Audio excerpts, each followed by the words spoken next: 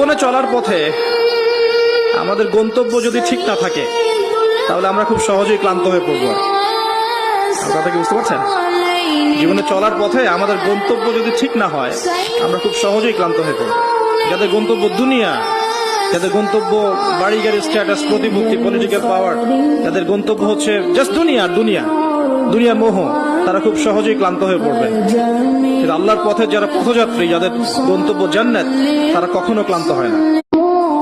জীবনে চলার পথে আমাদের গন্তব্য যদি ঠিক না থাকে তাহলে আমরা খুব সহজেই ক্লান্ত হয়ে পড়ব।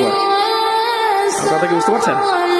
জীবনে চলার পথে আমাদের গন্তব্য যদি ঠিক না হয় আমরা খুব সহজেই ক্লান্ত হয়ে পড়ব।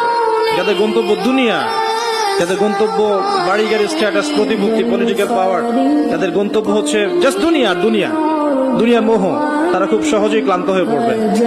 কিন্তু আল্লাহর পথে যারা পথযাত্রী, যাদের গন্তব্য জান্নাত, তারা কখনো ক্লান্ত হয় না।